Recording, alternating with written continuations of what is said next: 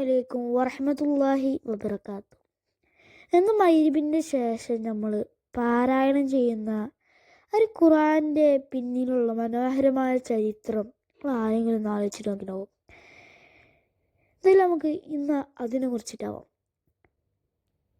നിങ്ങൾക്ക് എല്ലാവർക്കും അറിയുന്ന പോലെ തന്നെ ജിബ്രീൽ അലൈഹിസ്സലാം മുഖേന 23 വർഷം കൊണ്ട് ഘട്ടം ഘട്ടമായിട്ടാണ് ഈ പരിശുദ്ധ ഖുർആൻ അവതരിപ്പിച്ചത്. ഇറാഖുവിൽ വെച്ചിട്ടാണെന്ന് നമുക്ക് എല്ലാവർക്കും അറിയുന്ന കാര്യം തന്നെയാണ്. സൂറത്തുൽ മുൽക്കിൻ്റെ ആദ്യം മുതൽ മാലം യഅലം വരെയുള്ള ആയത്തുകൾ കൊണ്ടാണ് അതിൻ്റെ അവതരണാരംഭം. അത് ഇതെല്ലാവരും ഒരു ഇതാക്കുന്നൊരു ചോദ്യം, കാരണം ഇങ്ങനെ ഒരു വിശുദ്ധ ഖുർആൻ ഒരു ഗ്രന്ഥമായി എന്നുള്ളതാണ്. കാരണം ജിബ്രീൽ അലൈഹിസ്സലാം മുസ്ലിങ്ങൾക്ക് വഹിയെ പറഞ്ഞ കാര്യങ്ങൾ ഒരു ഗ്രന്ഥമായി മാറി എന്നുള്ളതാണ്. സല്ലല്ലാഹു അലൈഹി വസല്ലം വഫാത്തിൻ്റെ ശേഷം രാഷ്ട്രഭരണം ഏറ്റെടുത്തിട്ടുള്ള അമീറുൽ മുഅ്മിനീൻ അബൂബക്കർ സിദ്ദീഖ് റളിയല്ലാഹു അൻഹു വിശുദ്ധ ഖുർആൻ ഒരു ഗ്രന്ഥമായിട്ട് ഒരുമിച്ച് കൂട്ടി.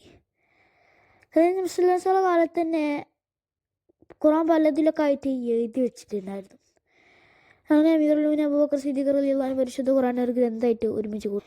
ഇനിയാണ് മൂന്നാം ഖലീഫ ഉസ്മാൻ റളിയല്ലാഹു അൻഹു പ്രസ്തുത പല കോപ്പികളാക്കിയിട്ട് പകർത്തി ഏൽപ്പിച്ച് കൂഫ, ബസറ, ഷാമ, മക്ക അങ്ങനത്തെ മുസ്ലിം പട്ടണങ്ങളിലേക്ക് ഓരോ കോപ്പി അയച്ചു കൊടുത്തു. ഒരു കോപ്പി മദീനയെ വെക്കുന്നു അമീറുൽ മുഅ്മിനീൻ ഉസ്മാൻ റളിയല്ലാഹു അൻഹു സ്വന്തം ഉപയോഗിക്കുകയൊക്കെ ചെയ്തിരുന്നു. കൂഫയ്ക്ക് കൊടുത്തയച്ചൊരു മുസ്തഫിൻ്റെ കൂടെ അതിനെ നന്നായി പാരായണം ചെയ്യാൻ അറിയുന്ന അബു അബ്ദുറഹ്മാൻ സല്ലമിനെ പറഞ്ഞയച്ചു. ഈ അബു അബ്ദുറഹ്മാൻ സല്ലമി ആസിമുൽ കൂഫിക്ക് പഠിപ്പിച്ചു കൊടുത്തു. ആസിമുൽ കൂഫി ഹഫ്സ് ബിൻ സുലൈമാൻ അൽ കൂഫിക്ക് പഠിപ്പിച്ചു കൊടുത്തു. അവർ മുഖേന നമുക്ക് ഖിറാഅത്ത് ലഭിച്ചത്. ഹദീസ് നമുക്ക് കാണാൻ കഴിയും. വഇദാ ഖുരിഅൽ ഖുർആന ഫസ്തമിഉ ലഹു വഅൻസിതു ലഅല്ലകും തുർഹമൂൻ. ഖുർആൻ ഓതപ്പെട്ടാൽ നിങ്ങളത് സശ്രദ്ധം കേൾക്കുകയും ശാന്തരായിരിക്കുകയും ചെയ്യും. നിങ്ങൾക്ക് കാരുണ്യം വർഷിക്കാനായി എന്നുള്ളതാണ്. വേറൊരു സ്ഥലത്ത് ഉമ്മുൽ മുഅ്മിനീൻ ആയിഷ റളിയല്ലാഹു അൻഹ പറഞ്ഞതായി നമുക്ക് കാണാൻ കഴിയുന്നുണ്ട്.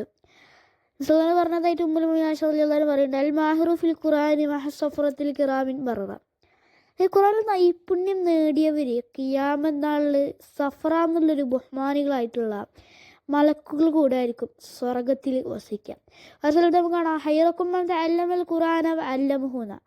ഖുർആൻ പഠിക്കുകയും അത് പഠിപ്പിക്കുകയും ചെയ്യുന്നവരാണ് നിങ്ങളിൽ ഏറ്റവും ഉത്തമന്മാർ എന്നുള്ളത്. നമുക്ക് എല്ലാവർക്കും അറിയാം, ഖുർആന് മുമ്പ് തൗറാത്ത്, ഇഞ്ചീൽ, സബൂർ അങ്ങനെ 3 കിതാബുകൾ ഇറങ്ങിയിട്ടുണ്ട് അല്ലേ.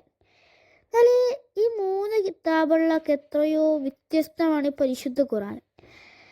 പരിശുദ്ധ ഖുർആൻ അന്ത്യനാളുകളുള്ള എല്ലാ ജനങ്ങൾക്കും വേണ്ടിയിട്ടുണ്ട്. തൗറാത്ത്, ഇഞ്ചീൽ, സബൂർ അത് അങ്ങനെയല്ല. ആ കിതാബുകളൊക്കെ അതാത് കാലത്തെ സമൂഹത്തിലേക്ക് മാത്രമാണ്. പരിശുദ്ധ ഖുർആൻ അങ്ങനെയല്ല, അന്ത്യനാൾ വരെയുള്ള എല്ലാ ജനങ്ങൾക്കും വേണ്ടി ഉള്ളതാണ്. ഇറക്കപ്പെട്ട വിശുദ്ധ ഗ്രന്ഥമാണ്. അറബി ഭാഷയിലാണ് അത് അവതരിപ്പിച്ചത്. ഖുർആനും പ്രവാചകനൊക്കെ വിമർശിക്കാനായിട്ട് നിലകൊണ്ടിരുന്ന വലീദ് ബിൻ മുഗീറ ഒരിക്കൽ ഖുർആൻ്റെ ഇടപോലെ ആകർഷണയിൽ നിന്ന് പോവുകയുണ്ടായിരുന്നു.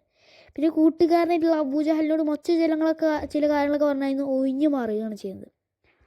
ഖുർആനോടുള്ളൊരു വെല്ലുവിളി വളരെ ഇതാണ്.